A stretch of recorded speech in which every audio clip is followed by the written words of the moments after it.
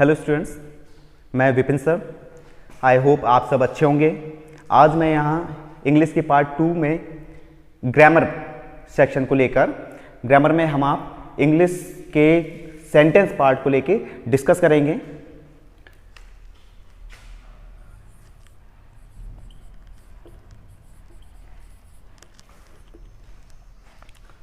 तो आज का जो टॉपिक है वो है सेंटेंस, या हम सेंटेंस के बारे में जानेंगे कि सेंटेंस क्या होता है और इसकी रचना कैसे की जाती है।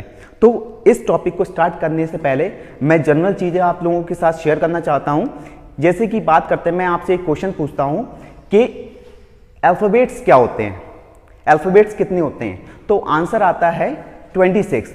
तो आपकी जानकारी के लिए मैं बताना चाहूँगा कि जो 26 आप अल्फ़ाबेट बोल रहे हैं तो वो 26 अल्फ़ाबेट ना होकर वो लेटर्स होते हैं। अल्फ़ाबेट किसी भी भाषा में केवल एक होता है।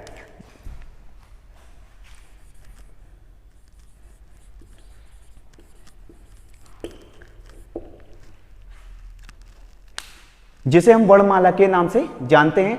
तो जैसे कि मैंने बताया कि किसी भी भाषा में अल्फ़ाबेट एक ही होता है। इसके अंदर आने वाले जो लेटर्स होते हैं उनकी काउंटिंग्स अलग होती है, जिन्हें हम अक्षरों के नाम से जानते हैं।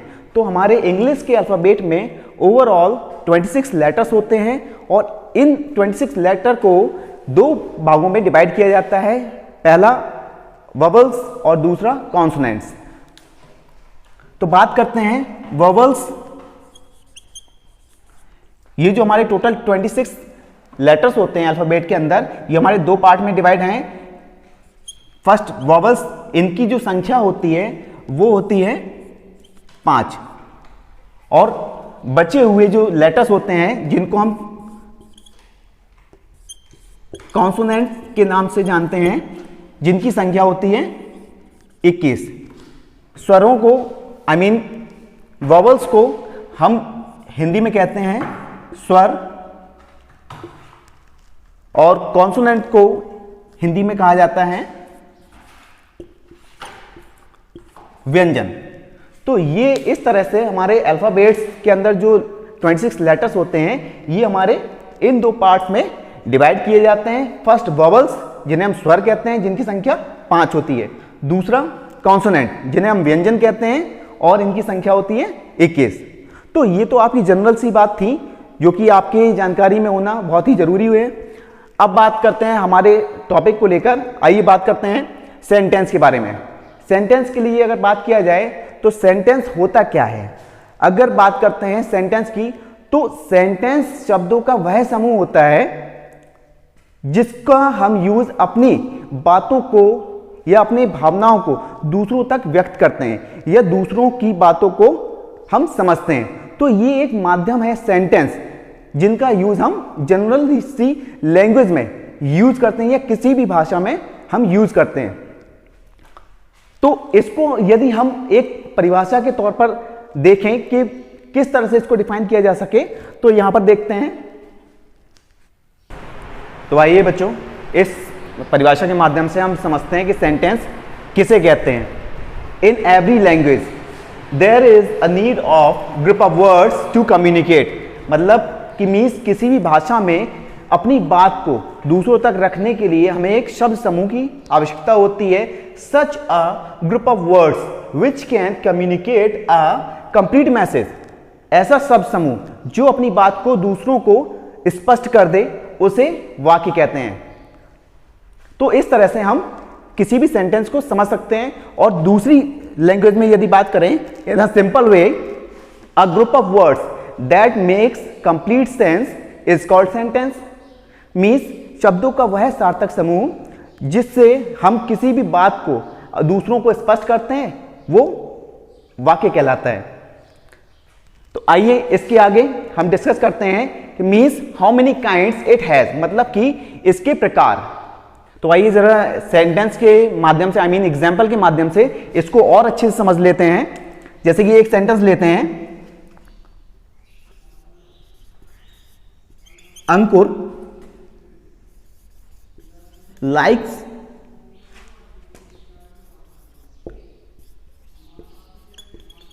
आइसक्रीम। जैसे कि मैंने यहां एक एग्जाम्पल लिखा हुआ है, मीन्स उदाहरण लिखा हुआ है अंकुर लाइक्स आइसक्रीम। तो ये जो शब्दों का समूह है, यहाँ पर जो मैंने शब्द लिए हुए हैं अंकुर लाइक्स आइसक्रीम, तो ये तीन जो शब्द हैं ये तीनों मिलकर एक सेंटेंस का निर्माण कर रहे हैं। लेकिन कब? जब ये सार्थक समूह में है।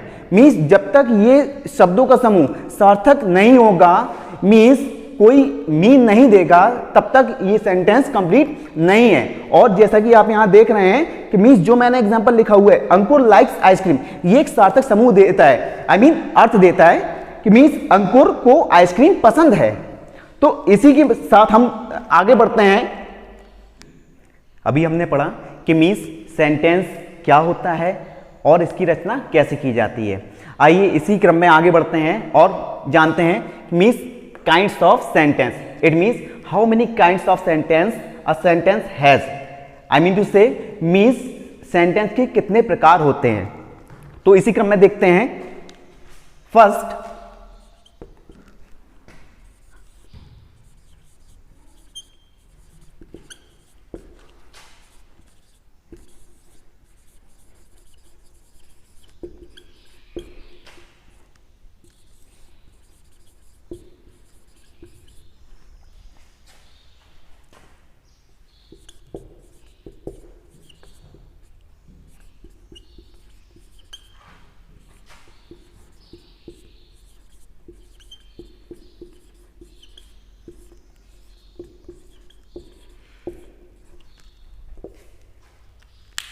जैसे फर्स्ट मैंने लिखा हुआ है एजर्टिव और डिक्लेरेटिव सेंटेंस।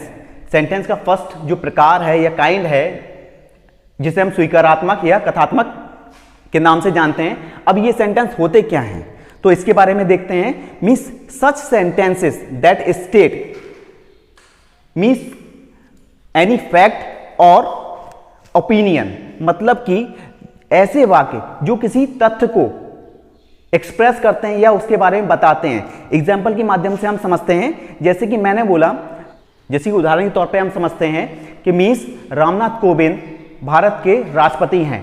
ये एक फैक्ट हो गया, मीन्स तथ्य है, ये सत्यता है कि मीन्स रामनाथ कोविंद भारत के राष्ट्रपति हैं।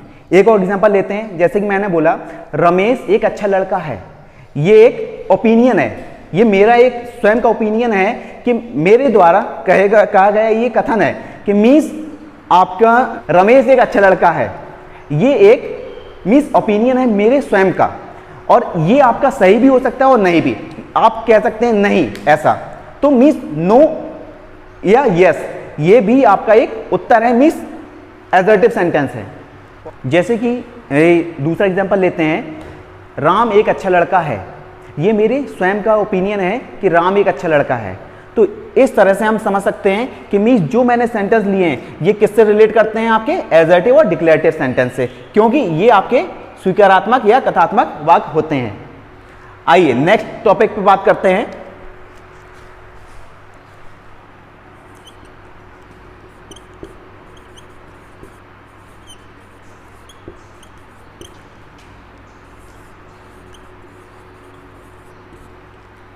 नेक्स्ट पार्ट है इंपेरेटिव सेंटेंस। अब ये इंपेरेटिव सेंटेंस क्या होते हैं? इन्हें बोलते हैं आज्ञा सूचक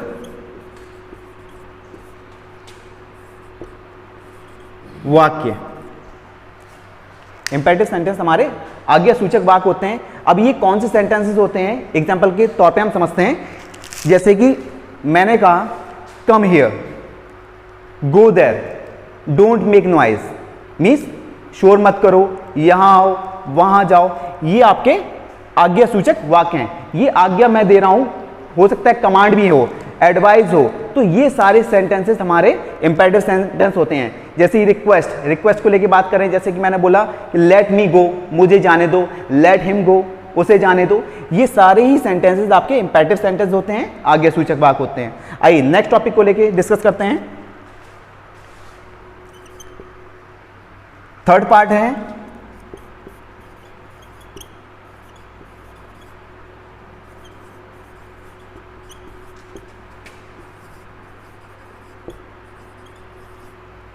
इंटरोगेटिव सेंटेंस, जिसे हम प्रश्नवाचक वाक्य के नाम से जानते हैं या प्रश्नवाचक वाक्य कहते हैं।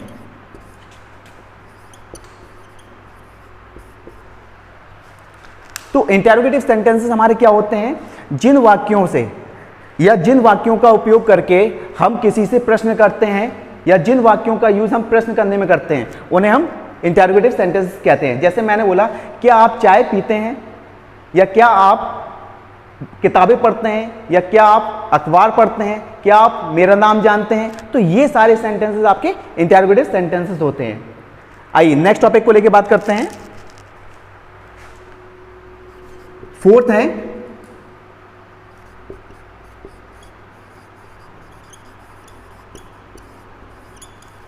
एक्सक्लेमेटरी सेंटेंस, जिसे हम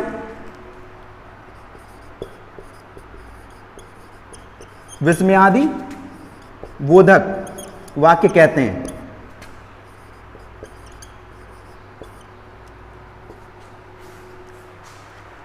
तो ये हमारा फोर्थ पार्ट है एक्सक्लेमेटरी सेंटेंस, जिसे हम विस्मयादि बोधक वाक्य के बारे नाम से जानते हैं। अब ये कौन से वाक्य होते हैं वो जानते हैं। एग्जाम्पल के तौर पे हम समझते हैं, जैसे मैंने बोला, हाँ तो आइए एग्जाम्पल के माध्यम से हम समझते हैं कि एक्सक्लेमेटरी सेंटेंस या विस्मयादि बोधक वाक्य किसे कहते हैं। तो जैसे कि एक सेंटेंस लेते हैं, आपने बोला how beautiful is the rain, means बारिश कितनी अच्छी हो रही है। तो मीन्स ये हृदय का भाव है। तो मीन्स जो एक्सक्लेमेटरी सेंटेंस होते हैं उनसे हमारे हृदय से व्यक्त होने वाले जो भाव हैं वो प्रकट होते हैं। और जैसे कि मैंने एक एग्जांपल लिया कि means how beautiful is the rain, कि मीन्स बारिश कितनी अच्छी हो रही है, ये आपका हृदय से निकलने वाला क्या है, एक भाव है। तो ऐसे सेंटेंस जो हमारे भाव को प्रकट करें वो हमारे क्या है, एक्सक्लेमेटरी सेंटेंस कहलाते हैं या विस्मयादि बोधक वाक्य कहलाते हैं। और जो भी एक्सक्लेमेटरी सेंटेंस होते हैं ये सारे ही आपके एक्सक्लेमेशन मार्क से एंड होते हैं। एक्सक्लेमेशन मार्क होता कैसा है कि मीन्स एक डंडा, या इसको हम वर्टिकल लाइन भी कहते हैं, और बिंदु, ये आपका एक्सक्लेमेशन मार्क होता है।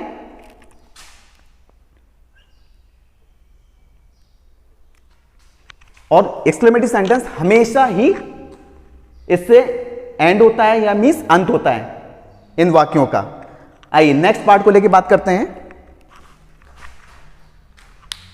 सर पहुंच गए। तो आइए बात करते हैं हमारे नेक्स्ट पार्ट को लेके, जो कि है ऑप्टेटिव सेंटेंस। ऑप्टेटिव सेंटेंस क्या है, जिसको हम इच्छा सूचक वाक्य के नाम से जानते हैं। अब ये इच्छा सूचक वाक्य कैसे होते हैं इनको हम समझते हैं। इच्छा सूचक वाक्य हमारे वो सभी वाक्य होते हैं जिनसे किसी तरह की प्रार्थना को हम व्यक्त करते हैं। जैसे कि आपने बोला ईश्वर इसको सद्बुद्धि दे, या इसकी लंबी उम्र हो, दीर्घायु हो। तो ये सारे वाक्य हमारे ऑप्टेटिव सेंटेंस होते हैं। आप इसको बेसिकली एग्जांपल के तौर पे देख सकते हैं। जैसे आपने बोला may you live long, means आपकी दीर्घायु हो। Wish you very happy birthday, means आपका मीन्स जन्मदिन मुबारक हो या आपको। ये सारे वाक्य आपके ऑप्टेटिव सेंटेंस होते हैं। तो अभी हमने सीखा कि मीन्स सेंटेंस क्या होता है और इसके प्रकार कितने होते हैं और इनका किस तरह से प्रयोग किया जाता है। अब इनके जो भी डिस्क्रिप्शन है, इनकी जो डिटेल्स है, इसके बारे में हम अगले वीडियो में बात करेंगे। Thank you.